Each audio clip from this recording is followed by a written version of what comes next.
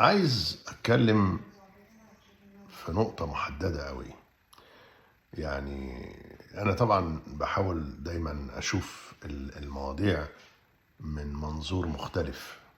ما بحبش الحاجات اللي هي تتاخد كلها على اساس انها حاجة واحدة. يعني اللي حصل في ماتش الزمالك والبركان اللي في الاحتفال بالاستلام بتاع الكاس او قبل يعني بمجرد ما الحكم صفر وكده، مش جديد وبيحصل في معظم الأحيان مع فرحة الزمالك أو بطولة الزمالك.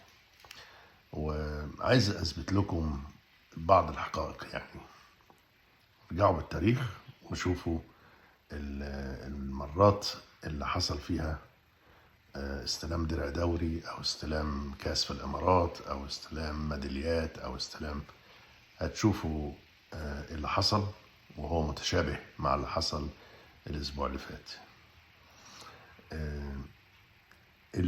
الحاجة اللي أنا بعتبرها حقيقة منطقية هو إنك أنت لو خدت كل أنواع أو شرائح الناس اللي موجودة على الملعب أو في الملعب، يعني سواء كانوا رجال أمن حكوميين أو رجال أمن شركات خاصة اللي بيلبسوا برتقاني دول، أو الصحفيين اللي هم مصورين، أو خد كل الشرايح اللي موجودة جوه الملعب لحظة الفرحة بتاعت الزمالك، وامسك مجموعة سواء كانوا 10 أو 20 أو 50، واسألهم أنت مشجع نادي إيه؟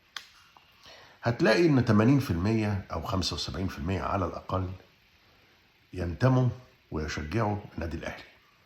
ودي حاجة مش عيب، يعني دي حاجة كويسة انه جمهور الاهلي كبير وكده. احنا عارفين الحكاية دي وعارفين ان هو مش بالكبر. يعني احنا فاهمين انه عدد الجماهير دي عملية يعني زي ما تقول شعبية شوية، ولا تدل على شيء. يعني بالنسبة لنا يعني لا تدل على شيء. احنا يهمنا لعب نادي الزمالك ولعيبة نادي الزمالك وتاريخهم وكده، ومساهمتهم كمان في المنتخب الوطني. يعني ايه بقى اللي يخليني انا اعمل احصائيه زي دي واثبت ان الثلاث ارباع اللي موجودين في الملعب ساعه الشغب كانوا مشجعين للاهلي؟ يقول لك يعني تقصد ايه، هم اللي عملوا الشغب ده؟ اقول طبعا. ما تستغربش، يعني ما تسالش سؤال زي ده، لانه فعلا الاجابه انه هم الانرجي بتاعتهم اللي هي توترت واللي ساءت واللي غارت واللي حقدت وقت فرحة الزمالك وصفارة الحكم، ونتج عنها أشكال من الشغب وتصرفات هوجائية من بتوع الأمن، إن هو واحد بيحاول يهجم وهم بيشدوه ويشيلوه ويخبطوه في البنت اللي واقفة الحاجات دي كلها زي حالة الصرع اللي بتيجي الواحد يقع في الأرض ومبقاش عارف يسيطر على نفسه ويجيله تشنجات. عندك دليل؟ لا، ما عنديش دليل.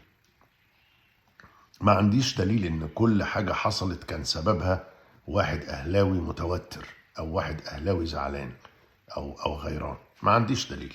بس عندي قصة رئيس اتحاد الكرة أحمد مجاهد لما افتعل خناقة في تسليم درع الدوري للزمالك سنة 21، وقال لي شيكابالا مش هتدخل، وقال لبتوع الأمن اللي هم لابسين برتقاني برضو ما تدخلوهوش، ما تدخلوش عيلته، ما تدخلوش ولاده، ما تدخلوش مراته. يعني افتعال مشكلة مع كابتن الفريق. يا راجل حرام عليك، مشكلة مع كابتن الفريق؟ يعني باختصار دي ما كانتش أول مرة بتاعت أول امبارح. إن ما حصلتش من الناس اللي هم مفروض إن هم بينظموا السيستم والنظام في الملعب، بتحصل من اللعيبة اللي هم خصومنا اللي هم ضدنا. وحصلت في الامارات لما عبد الله جمعه جاب جون البينالتي الاخراني وفزنا على الاهلي وخدنا كاس السوبر برضو في الامارات، وجري عبد الله جمعه يلف الملعب من فرحته يعني، وغلط يا عيني، غلط دخل المجال الجوي بتاع جمهور الاهلي وجمهور الاهلي حدف عليه ازايز وميه ومش ما يجراش حاجه، وشتموه بتاع، ماشي، مقبوله من جمهور غضبان او غيران او حاجه، بس محطوط ايه الجمهور ده ورا الاسلاك، يعني ورا السور، ما يجراش حاجه لما يتعصب ويعرب عن غضبه ويحدف على عبد الله جمعه او على اللعيبه التانيه وعلى شيكابالا ويشتموا ويعملوا، ماشي، كل ده مقبول، ده ما يبوظش الحفله. انما ايه اللي يبوظ الحفله بقى؟ لعيبه الاهلي نفسها. لما لف عبد الله جمعه وعايز يرجع، لقى مين؟ لقى جمهره من لاعبي الاهلي واقفين متضايقين ان ضربات الجزاء راحت منهم، وبالتالي تحرشوا باللي بيجروا دول ودخلوا في خناقه مع لعيبه الزمالك. وكان ايامها الله يمسيه بالخير اللعيب العالمي ايمن امام عاشور انفعل قوي واتضايق قوي، لان فريقه بيتخانق وكده، دخل ضرب وليد سليمان لاعب الاهلي.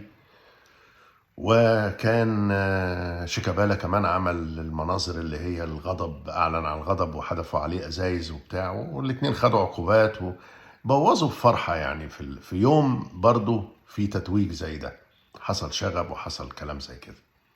وحصل مره تانية برضو نفس المناظر تقريبا، والاهلي انا فاكر كان مغلوب برضه من الزمالك ومفروض يستلم ميداليات، خدها ما استلمهاش، ومرتضى منصور خد الميداليات رماها لهم ومش عارف ايه، وتعمد وتصنع او اصطناع مشاكل علشان فرحة الزمالك ما تتمش. وطبعا انا مش ماسك دفتر عن كل يوم حصل فيه مشاكل في الاحتفالات او في فوز الزمالك، ولكن انا عارف كويس قوي ان ده سببه التوتر العصبي اللي بيحصل لجماهير الاهلي لما بتخسر من الزمالك او لما بتخسر بصفة عامة، وما بتبقاش عارفة تعبر عن غضبها وعن يعني حقدها ده الا بان هم يبوظوا فرحة اللي قدامهم. وبعدين يجوا بقى هم ليهم كاس بيستلموه، يعملوا بقى ايه، ان هم اماثل، يعني ان هم يعني حاجة تانية، وينزلوا منزلين واحد متجمد تقريبا في التلاجة وحركات كلها، قال يعني بقى هم حاجة تانية. يا عم بقى، يا عم حرام عليكم، ده انتوا شعب واحد، يعني انتوا شعب واحد وراضعين من، يعني عيب التفنن في الغيرة والتفنن في الكيد. وبعدين علشان تعملوا كل المناظر دي لغرض واحد بس، انه يجي بعد كده في مقارنات، وشوفوا احنا وشوفوا انتوا وشوفوا احنا وشوفوا انتوا. يعني ده ايه اللي اوطى بالمستوى لهذا الحد؟ يعني ايه اللي خلاه نزل لهذا الحد؟ فين الرجولة والشهامة والاحترام؟ احنا ابطال افريقيا وانتوا ابطال افريقيا، ليه ما فيش احترام لبعض؟ ليه قاعد على الوحدة؟ ليه قاعد على المقارنات؟ ليه قاعد على مين احسن ومش مين احسن؟ يعني كفاية ان في الكورة بتلعبوا قصاد بعض، ده بيجيب جون وده بيجيب جون وده بيلعب وده بيلعب، خلوها مشروع رياضة، مشروع رياضة. ابعدوا عن شغل الحواري وشغل السوقية اللي بتحصل دي، ابعدوا عن المستوى الوضيع، خليكوا دايما الراقي صحيح، مش اللي هو يتفنن في كيد الآخر. الشهامة إن كنتوا تفهموا إنه في ظالم وفي مظلوم. ويعني أنا بوجه نداء للناس كلها إنها تبقى عادلة مع بعضها، لأنه يعني enough is enough، كفاية ظلم بقى، كفاية.